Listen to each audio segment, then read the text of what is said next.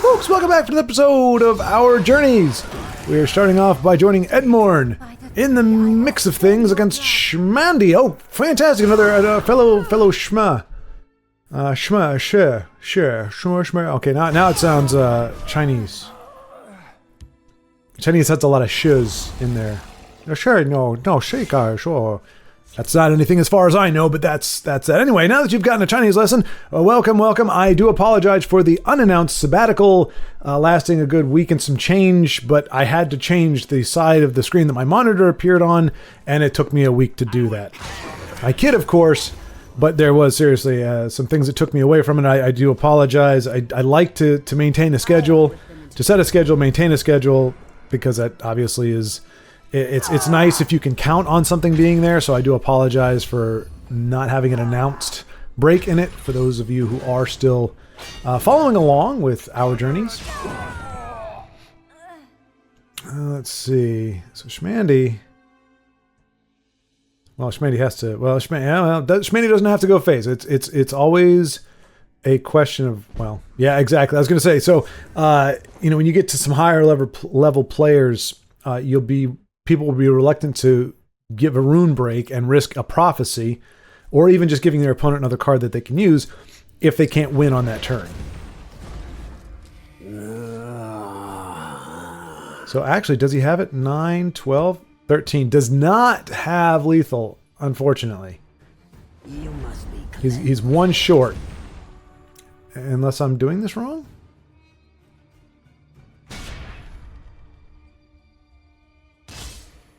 What am I missing?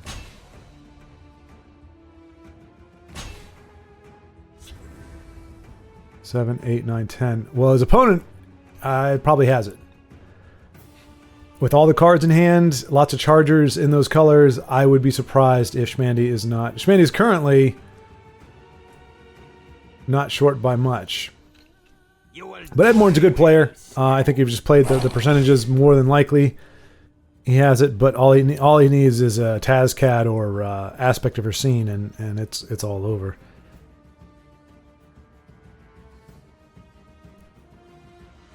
And it sucks just being that 1 point of damage off. Okay, so still has it by 1, and of course he's got a weapon. And there it is. And like I said, Edmorn played the percentages, played the odds, and just, again, Halalu just has so much reach. It's one of those ones it's really a risky thing to do. Ooh, sweet. Magacket. I haven't seen Magacket since the tournament. We had a tournament ages ago now. And Magacket was... Okay, so we are in the event, which is a mono color, which, for those who don't know, what's his name? Guitarist on bass was destroying his opponents with a mono endurance, purple of all colors. Like, would not expect it. Intelligence is very popular; it's very in vogue. But he was the guitarist on bass was wrecking people, like wrecking pure strength with endurance, and it was a thing to behold. Oh, a nice key prophecy there from Magacket. Let's see. Does he have... Not worthy. Did that just say you are not worthy by shooting a firebolt? That's weird. Great Cradle Crush there, and he's just holding off. He's trying to hold off Toxic. Oh, is that what we're going with? I guess. Oh, wow. Okay, well, at least that wasn't random. Yeah, it sucks when you just happen to get the keywords that you need. But that was actually premeditated. Alright, so Toxic with all those weapons is definitely in position to win next turn. He's got 10 on the board as it is, plus an extra 3, 4. Steel Sword is 3, right? So 4. And Berserker. So if you can hold on, you get a Cradle Crush that might be able to mop some stuff off depending on how Toxic chooses to trade.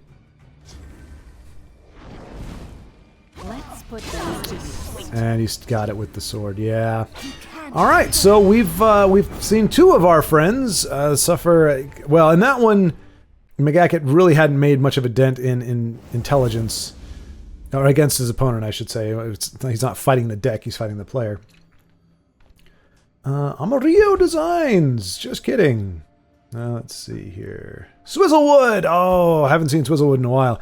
I do like watching games from Swizzlewood, if for no other reason than his name is Swizzlewood. And for the first time today, we are seeing our friend actually has is going into the game with a decent head start. Is up against a workshop. Unfortunately, you just don't like to see that played all that often if you can help it. Oh, he's gonna wipe the board. It's nice that it works out for the dragon that way. Sometimes it doesn't. Well, a lot of times it doesn't. Because Milamir is not willing to make that ultimate sacrifice, so he won't kill anything that he can't survive. Bit of a chicken move, if you ask me. But nobody did, so maybe I'll just take my opinions and go elsewhere.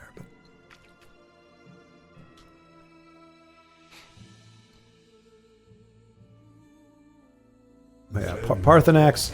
It sinks because like I have a negative impression of him because of this game, but apparently in the game he's actually pretty cool. Like in terms of Skyrim, he's actually a nice dude. But I get so sick of seeing him in control decks that I just have a bad, like I can't even, when I play Dragon deck, I'll play Odahviing. I will not play that, and not because I think it's a broken card. It was like back in the day. I don't know why this is. It was like when I was 5 years old, I went to a sleepover, and it was a transformative sleepover because I got to see for the first time. After we all hung out, we had like they had vats of cheesy puffs, little balls of cheese ball type things. Ate a ton of those, drank a ton of root beer, ate a bunch of pizza. It was a great time. And that night, as we were all kind of winding down, we watched My Pet Monster, the movie, which I haven't seen or heard of since.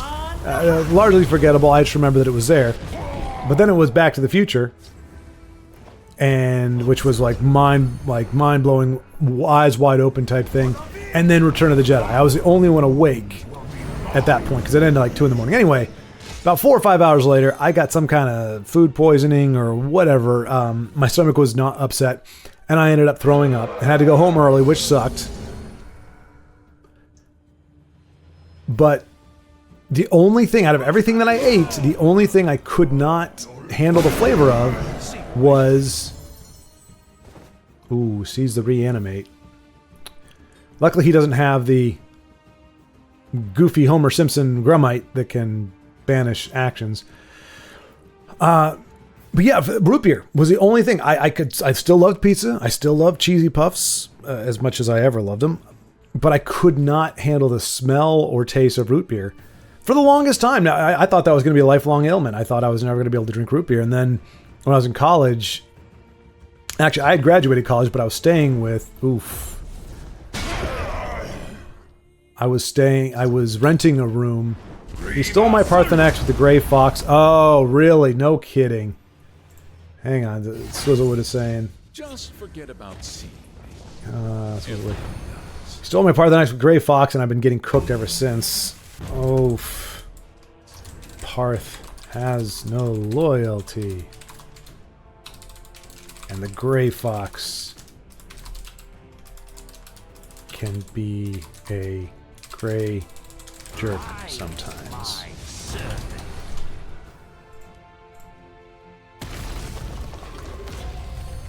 I mean, my point stands. I still have a hard time with Parthenax. I see him too much. He's kind of like the Necromancer, and I'll still use the Necromancer, but just like with my aversion to root beer, it's kind of selective. It doesn't necessarily make. Whoa, there's a giant bat, and that's lethal for Swizzlewood. Swizzlewood. I just get happy saying his name, but it's even happier if he's able to win, and in spite of having his Parth yoinked. And I shall say as much. GG. Dragon theft wasn't enough to stop the mighty Swizzlewood. Okay, hey Ross, good to see him on. We haven't seen him in a while. Let's see. We got Krakatoa, McGaggett, Amarillo. I'm just trying to see if we've got somebody here that I haven't seen in a while. Zosby, which I'm not even sure I'm pronouncing that right. I'm so glad I want to get some. I hate players that steal cards on repeat. Yeah, I'm kind of at the same thing. I'm not a big fan. I mean, I know theft decks exist. Giant Bat coming in clutch. And that's a combo also as old as time, but it's been long enough that I've come across like Shout Scout or Classic Shout, Shout Scout, where it's Giant Bat is the win. You're just throwing down 7/7 Giant Bats all over the place.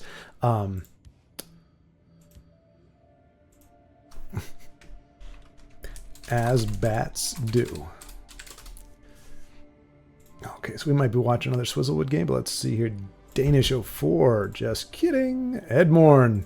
Let us see the return of Edmorn, bouncing back from that defeat. Let's see how well he's doing here. Okay, he's a little behind against the Guildsworn, but hey, it's not an invade Guildsworn, so we're happy to see it here.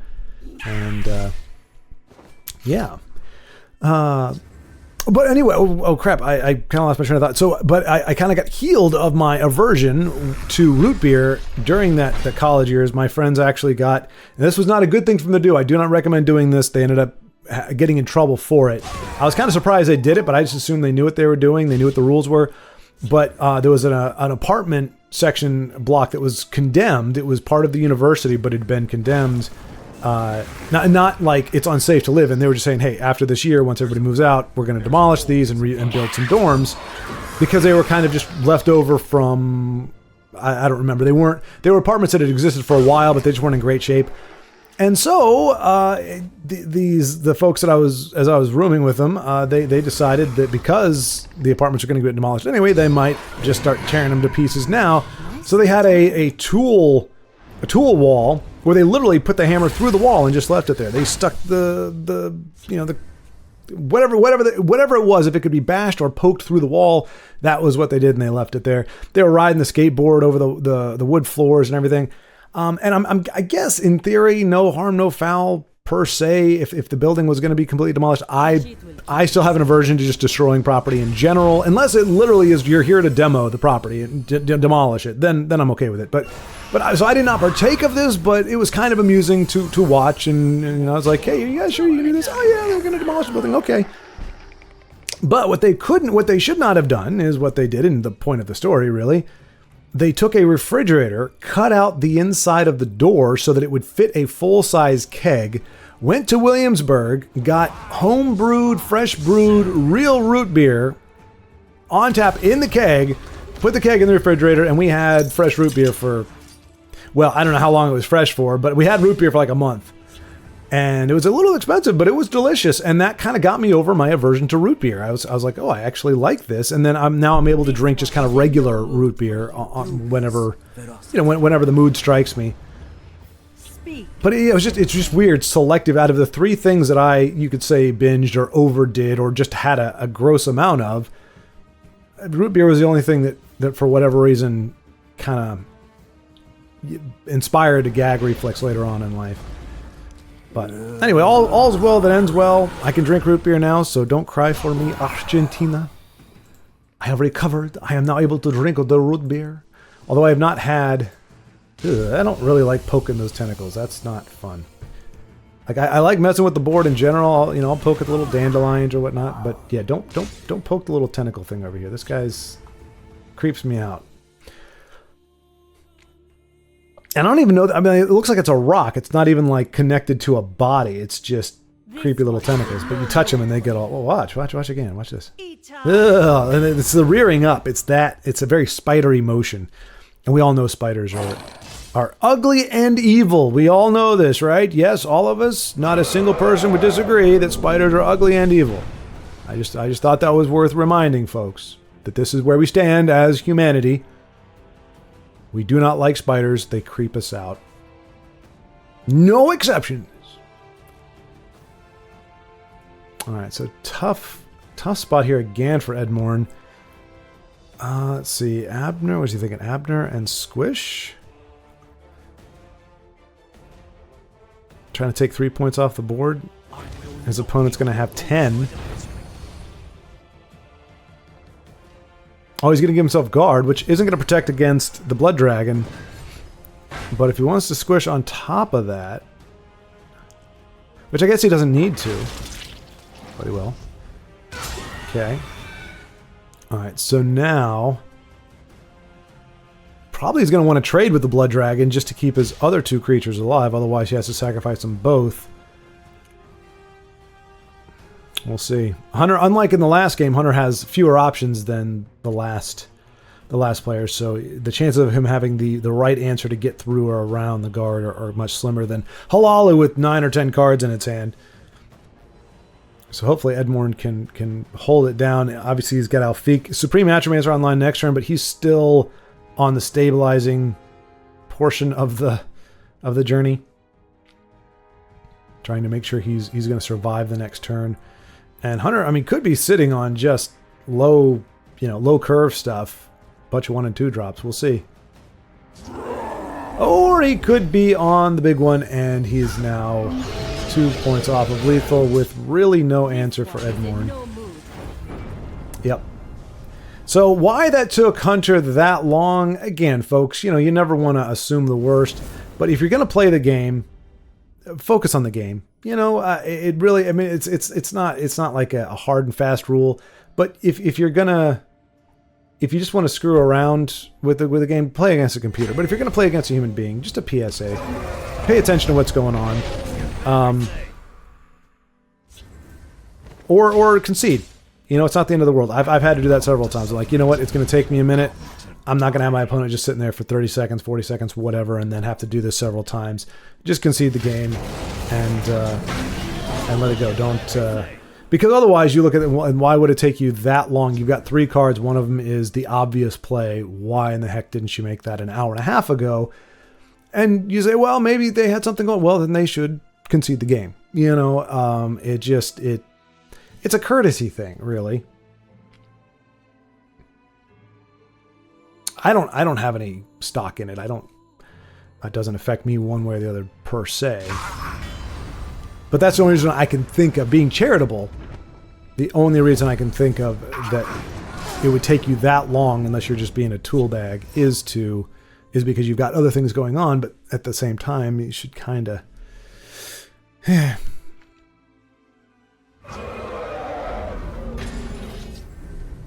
But that, I believe, is what we call decency.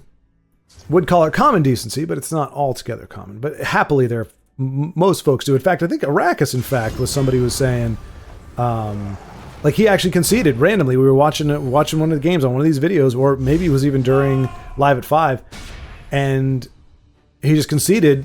He was doing okay, but just conceded. And I was like, I think maybe he just had somewhere he had to go or something. And he said, sure enough, he was like, yeah, I had something that happened in real world. And he's like, just a reminder, folks, something happened in real world that always takes precedence over TESL.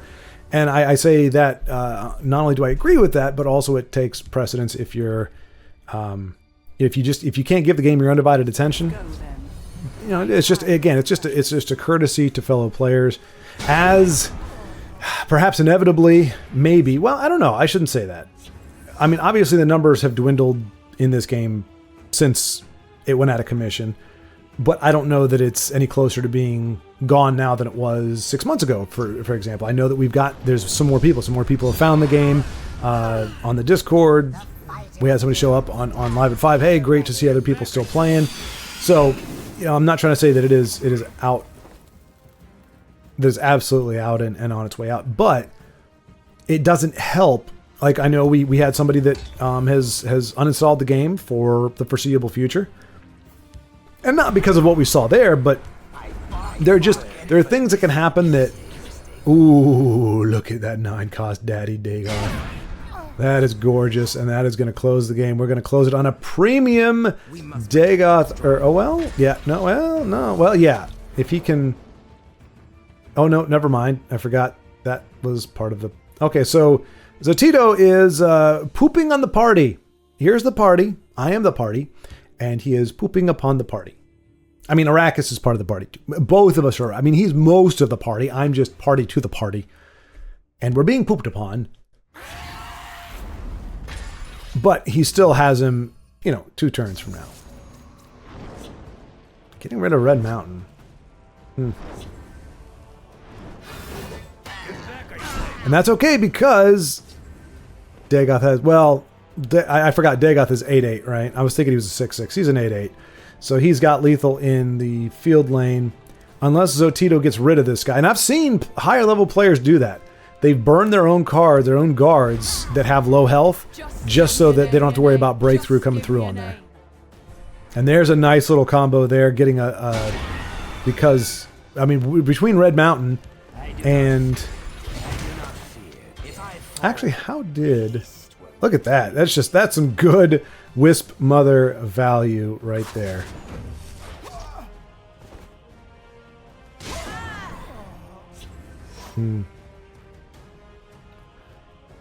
So Dagoth is online next turn, but probably is not going to be needed. What do you got cooking there? Zotito. I thought it was going to be Ice Storm, but that also is a understandable one. And that... Does he have another one? No, he can't play another one. So he's dead on board. No prophecies. Good game, Arrakis. It has been my honor. And look, see? Doesn't need to show that he had daddy. That is solid playing right there. Well done, sir. Well done. This episode is sponsored in small part by the Legendary Remnant Discord. Check out the Legendary Remnant Discord. It's a good time. The link is in the description below. You can come up with conversations with folks about TESL. You can create custom cards and get those evaluated. Admittedly, there's not as much traffic on there right now, but hopefully there will be some more in the coming days. But anyway, it's a good place to at least get plugged in. So if there are any happenings going on, even if they're not necessarily in association with the Remnant Discord, there are other tournaments and people in other groups that also are in there. And so you can get secondhand knowledge or of different events coming up, or if you're like, hey, help, I'm in a tournament, or I'm running a gauntlet and I need a good deck. You can plumb the depths of many of the experts who dwell in the Remnant and get some help there. Also, Live at 5, or War at 4 as it's currently called. It's 3 o'clock Central Time, or 4 o'clock Eastern Time, which is where the name kind of comes from, War at 4. We do a stream. It's typically 4 hours. It's a good time to chat with folks live, have a decent conversation. I'm trying to keep up with chat. Has not been successful so far, but one day I in fact will.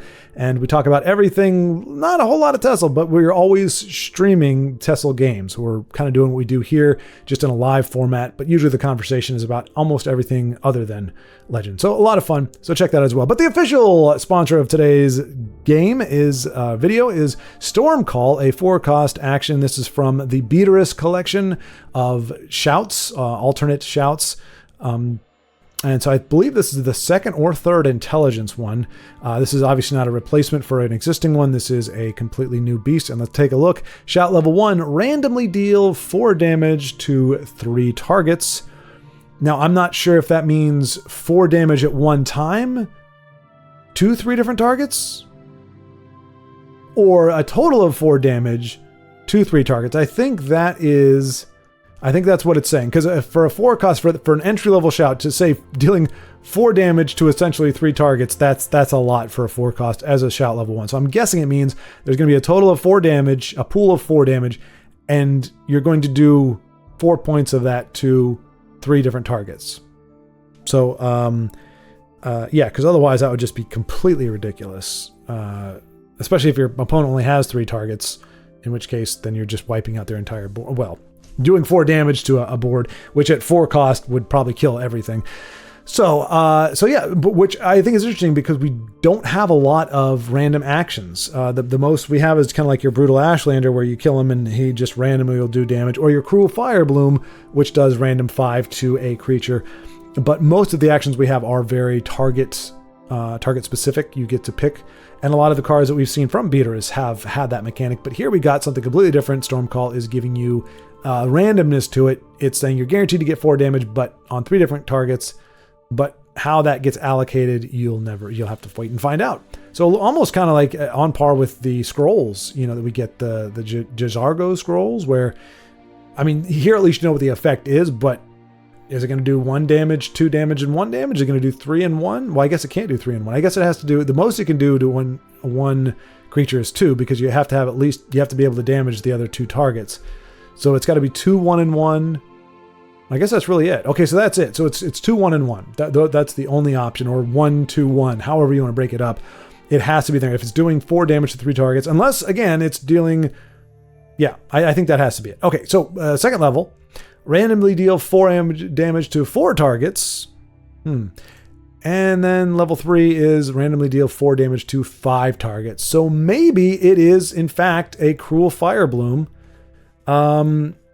because it's actually getting worse as it goes, because then you're still only doing 4 damage, and you can't do 4 damage to 5 targets if you're doing it. So let's revisit this. This is actually saying deal 4 damage to 3 targets. That is, I'm gonna say, ridiculous,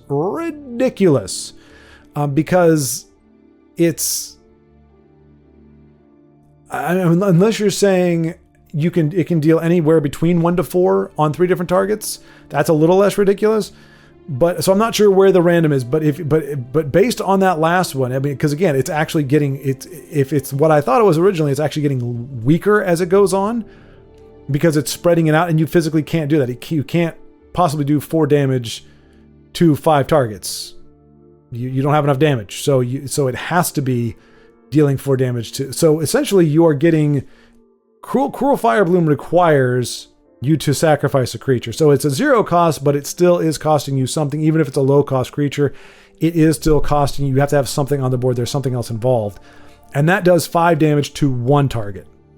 This is dealing 4 damage to 3 different targets, and then 4 different targets, and then 5 different targets. That's a 4 cost, almost an Ice Storm. At level 4, at level 1, it is almost an Ice Storm. Well, no, okay, no, I shouldn't say that, because even level 5 or level 3 is not even a full Ice Storm. But dealing 4 damage, the randomness, yes, but I mean, I think at a level 1, 4 cost, you're doing 4 damage to 3. That's 4 cost, 12 damage. That's really steep. That's a really good value, and it just gets better. So I'm not really sure. I might be missing something in how I'm interpreting this. I just don't know. When you get to level 3 and you see randomly deal 4 damage to 5 targets, how do you deal, unless you're saying that 4 damage is random. It could be 1 damage per target. It could be 2 damage per target. Even then, the maximum amount of damage is pretty stinking high. So I like the card art. I think it looks pretty nifty. Obviously, kind of a little awkward with the silhouette there, maybe. But in general, it's, Storm Call. It's a storm. I like the randomness to it. We don't really have shouts that have a random effect. They're all very targeted. So I think that's, it ties in with the fickleness of a storm, and where lightning may strike at the same time. I don't know how to quite interpret how the random damage is done. And the best as I can see is it's doing 4 damage to 4 targets, 3 targets, 4 targets, 5 targets. And the chances of your opponent having more targets than that on the board anyway is pretty slim, especially at around 4, 5, 6. So you're just doing 4 damage to every target on the board. Really, it's potentially what it is. So the randomness is mitigated there, because even at level 1, you're requiring your opponent to have more than 3 cards on the board for it to truly be random. Otherwise, it's just going to do it in order, or the damage itself is random. So you're going to definitely damage 5 targets, but you don't know how much damage you're going to do. That puts it a little bit more in the realm of not so bad, but otherwise, even the level 1 on this is really, really, really, really strong. So probably would need to workshop it a little bit before it gets rolled out, because that'd be a pretty potent call. That's a lightning bolt to 3 creatures. So anyway, it's a great card to think about, a great card to process, and a great card to mull over. Thank you, Beatrice, for contributing this. Another shout in the vast library of shouts that we have. Thank you all for taking a gander. Now let's get you back to those games. A lot of times you build decks, and hey, if you're lucky, they win regardless of whether or not they actually perform the way you want them to. which is nice, but it also it sucks if you're trying to show it off to people. It's like, okay, I won 5 games, but none of them actually use a strategy, the big brain strategy that I was employing. So it's a travesty to a degree, low-level travesty. Up against the Ghast. I think it was from Baroness. Oh, okay, yeah. I can't remember. Does she just automatically decrease the cost of the card by 1? That must have been it. That must be it. I totally forgot. Baroness is another card I don't use all that much. I don't remember. Might have been. That was the part I missed. I just saw you play her and she spit out a bunch of dupes. That's short for duplicates. That's the cool way to say dupes or duplicates. Because extra consonant or consonants are not sexy. So the fewer consonants you use, the better off you are. Lots of lightning bolts from. And I missed it. How in the world did they play 2? I know it gets discounted 1. Oh, 0. Okay, 0 cost finger. So it must have been from Thorana, or We die together. does it tell you? No, I guess not. Anyway, just lots of mysteries today. It doesn't help that I'm kind of passively, like I'm watching, but I'm not like actively watching. This is why, like with Borderlands 2, I started doing commentary and gameplay at a different time. Granted, I'm not playing, so I have no excuse, really. But I am talking. Talking and watching are too complicated. Oh, boo. Oh, crapola. He's already got 0 cost to play, doesn't he? What are we going on? No, it does not. Okay, so Edmore needs to... Well, he's got Shadowfen, but unfortunately... Oh, for crying out loud.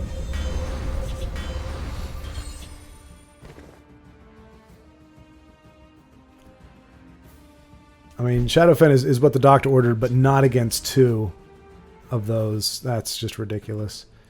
And he doesn't have enough to play. He needs to play both Shadowfen and something else. And unfortunately doesn't have enough magicka for that. So... And he can't win this turn. So it sucks. This is another instance. So the Ghast... be inspired. Be inspired. Take inspiration and find a better deck to play. The general rule is if it's really easy to play, it's really easy to get a win, probably shouldn't be playing it. Now that's not a you're wrong or you're bad for doing it. It just typically means it's lazy. And I don't know. It's like I've seen decks that are very, very good that still require some skill to execute to pull off. Oh my gosh.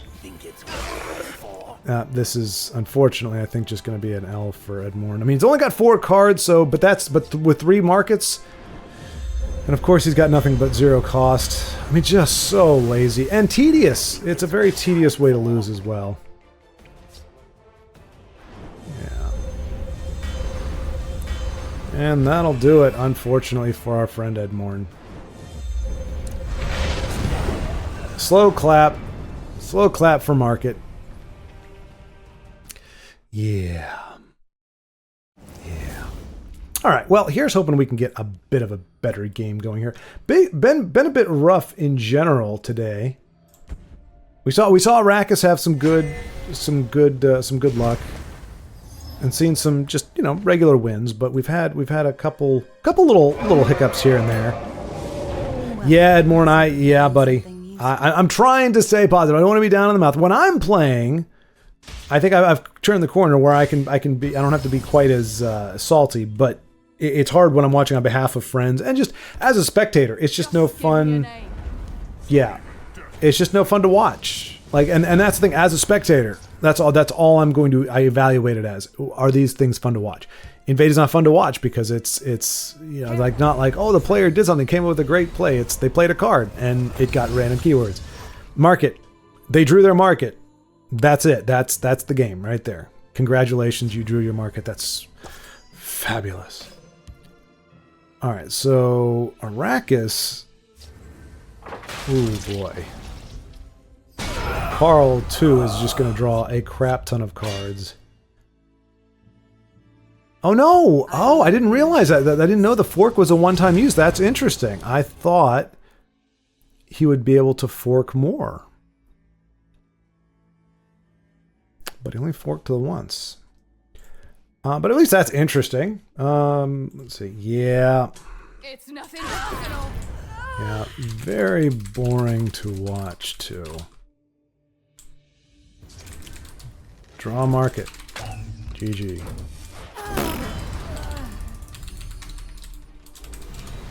Yep. So definitely, and like I said, anything that puts miles on the game, or mileage on the game, meaning it kind of wears on you. It's just not good for the game in general.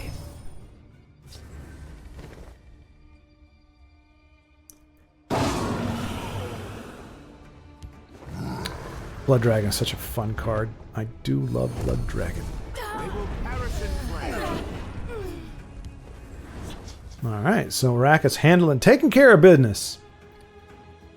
And as we know, he's got the this is the Red Mountain Wisp Mother combo deck, so I mean, as we saw, like he's got the, you know, Daddy and stuff like that, but his jam really comes into being able to get discount cards and populate the board with said cards via the Wisp Mother. That's a lot of resources to kill Blood Dragon, but it, yeah. So Carl, despite getting those cards, now again, I thought the fork would last. I did not realize it goes away after the first slay. I thought it would be like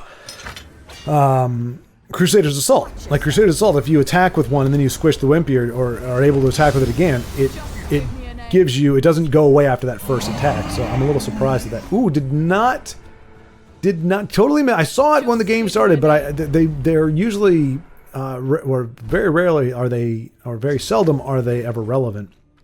So I kind of forgot about the old Swamp Leviathan, Histgrove type dilly. Let's see, is Arrakis going to give him that card? Well, he doesn't have Drain on the board, so I guess it makes sense. I mean, his opponent doesn't have Drain on the board, so it doesn't matter.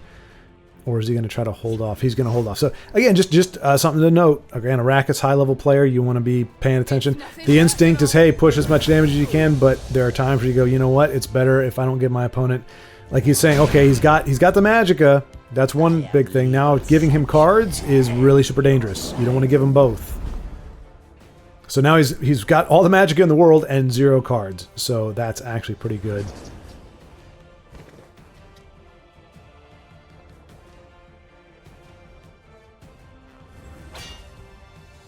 Arrakis definitely in a better position here. Let's heat things up. And with Dagoth, Daddy, he might be inclined to go face, but we'll see. It's really it's a much easier, it's a much more manageable game when you're only having to worry about what, you know, your opponent top decks versus going, okay, I just broke 3 runes. He's got 3 cards. He's got 4 cards now after everything is said and done. So I'm guessing, yeah. Oh, okay. My time is precious. Precious. Time is precious. Why am I talking like Bobby from Bobby's World? This isn't Smeagol. This should be Smeagol, though, shouldn't it? Come, Hobbits, let's come. Come with Smeagol. We'll have a good time. We go single Ted in Mordor.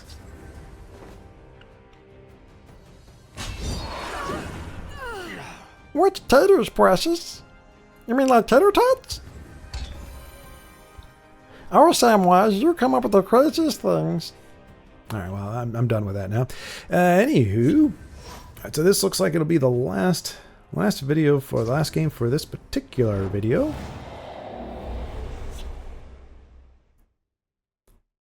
I feel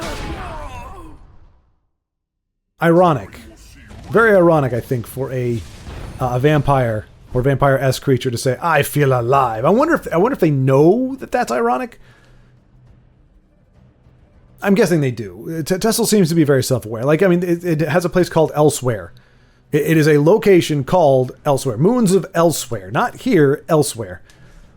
So I think they're very much aware of the irony of undead saying, I feel alive.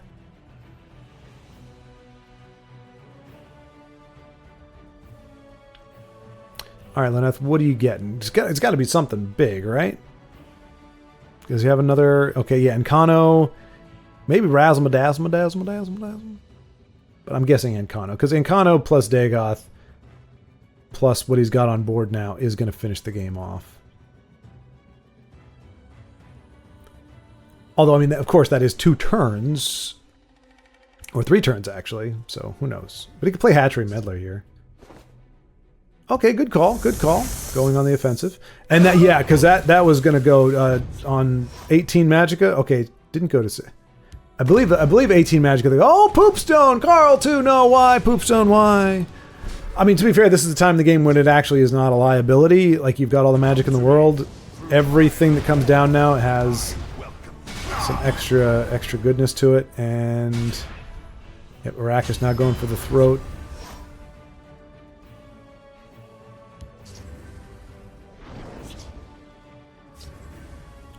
Lots of spoils, almost as if this is a market deck. Okay. So just rallied with the snake and got rid of Daddy Dagoth. And now he's got a bunch of contracts. Okay. Still not alive on board. Charge isn't going to do it. Ward will do it, though. See, this is one of those times. Now, what we could... I was going to say Ice Storm, but... yeah, there you go. That's even better. Le Poke.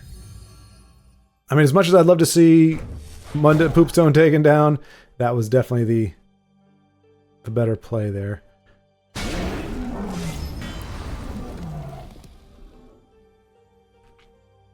Just give me a name. And we don't have to worry about New Era, so he could flood the board if he wanted to. Interesting that he didn't. Again, interesting meaning I find it fascinating, not I think it's wrong. I'm just like, I don't know why you wouldn't. I don't know. I mean, he could play Debilitate, I guess. Red Year, though. Red Year, that's a good call. That might be what he was looking out for. Oh, this is going to be squishy. No?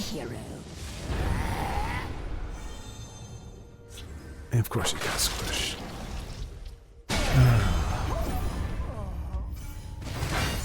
And that is... Things are getting pretty ugly at this point. Pretty ugly. Not wanting to see that. Hatchery Meddler, really no good. A good target for that. Ice Storm doesn't kill. Oh boy. Oh boy, oh boy. This is kind of the game. Nice, good call. There you go. Okay. I mean, he's not going to give you... He doesn't have to give him a card, but at least... He's not going to get the bonus of the kill. And Fresh Start. Now, really, things have taken an ugly turn. Man, I felt like we were less than 1 turn away. But Nighttown Lord and Squish the Wimpy is... It's the... yeah, it's the... It's the tired combination of this type of deck, unfortunately. But... I mean, I like Naryu. I do like her inclusion. I think she's cool. I just find Night Lord Talon and Squish the Wimpy to be just a very tedious... And I find Poopstone to be very tedious as well, obviously. And that's going to be a nice Ice Storm. Really nice Ice Storm. Oh man, if he could have gotten like a finish off. I mean, he's still, unfortunately, he's going to be getting... His opponent's going to be draining for 12 every turn. His opponent now has the Magicka and the cards, so Arrakis is on the back foot. But there's not much you can do about that when... I mean, that is the late game. That is the deck that I mean, and pretty much any time if you massacre a Ebonheart Slay, it's because they don't draw that particular combination. If they don't pull out of those 75 cards, if they don't have to grab 1 or 2 of those tools, they're just done. which is why I don't particularly like playing. Like I like playing versions of Slay Ebonheart, or I liked playing them, but I would never. It was never like Night Talon Lord and everything. I never want my games to go into late game. Ooh, that's nice. But dang, that Night Talon Lord is huge. You just want to get him off the board, but you can't. You can't. I have many important things on my mind. Okay, Lucian bites the dust, which is a good call. But man, Night Talon. Oh my gosh, and just all the draw in the world. Is that the third one? Second one. and he's gonna, he could possibly, he's on his way to triggering Night Mother now, unfortunately. I mean, that would at least be somewhat interesting, but okay, well, there we go. This should help.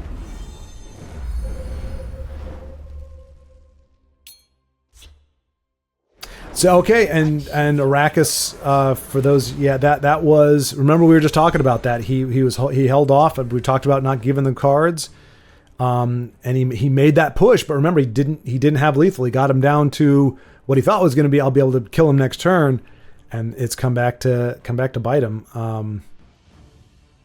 That said, I can't remember when he drew Night Talon, but that was pretty much the deal breaker. I mean, Night Talon wasn't the big deal. It was Night Talon to squish. So I don't remember where the cards got pulled from, but if he didn't have either of those, the game's over anyway. So yeah, it's it's a painful mistake. I'm sure I don't have any idea. And yeah. Unfortunately, unless he's got Ultimate Heist or Daring Heist, or Ultimate Heist, I think it's called. Unless he has that, I think Arrakis is just done for. I'll ask him. You were patient for a while there, though. Don't have a copy of Ultimate Heist by any chance. I don't think so, because when we looked at Lyneth, I didn't remember seeing Ultimate Heist. It's a 12 cost organically, so I don't remember seeing that at the tail end. But yeah, everything is on the back of that. You don't. Okay, yeah. Yeah, so that's pretty much done. He can't bring back Daddy Dagoth. That's already burned. He's got Ancano on the board now. Oh, Fresh Start is a good one. I mean, how close are we to... still... And we're hoping it's possible he can still pull this off. It's just very unlikely, but he's got lethal, so of course... Yeah. Me personally, and I'm not saying this is right, but I pretty much, anytime I play against a deck like this, no matter how close I am to winning, if my opponent ends up with that, the Night Talon squish, late in the game, I just concede, because I don't think there's real. I mean, you can come back from that. I think we've even seen it, but it's very difficult to do, and if you don't have an answer for it, well, there's an answer. There's an answer. Who knows? This would be fantastic if he's able. I mean, but Carl just has so many freaking cards, and Poopstone, and Earth Mother, whatever the crap her name is. Yeah, Night Mother. It's a lot of things up against it, and if any of these get charged, obviously it's going to be bad news. He's got another drain on the board still, thanks to Poopstone. Another drain. Lots and lots of drain. So that's going to do it. Ice Storm? I mean, that may just trigger Night Mother. There's going to be... No, yeah, 1, 2, 3, 4.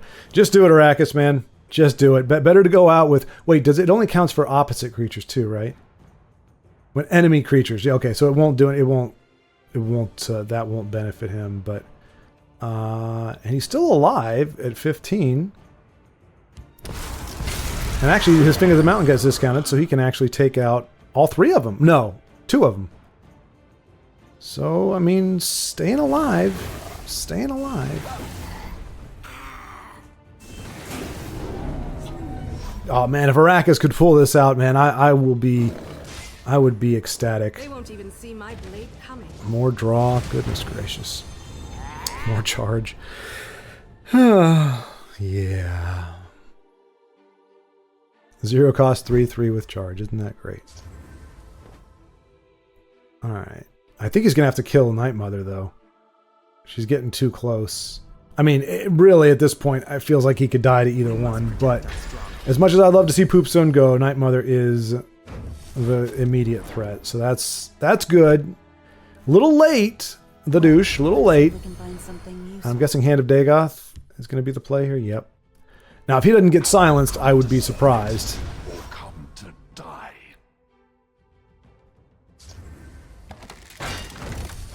Okay, he's got another crossbow, another ping effects. Or is this going to be a rage right here? And there's the rage. Yep.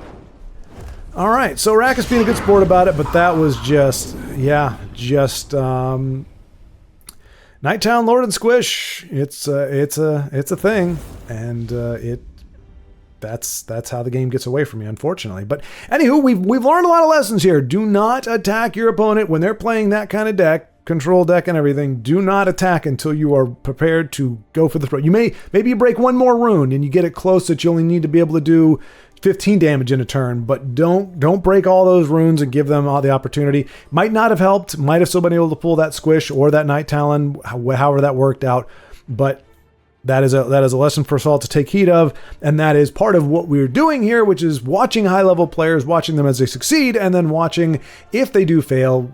And in the case of Arrakis, which was very nice, him saying, hey, here's kind of where I went awry. He's been very good giving me feedback on my games when I do play.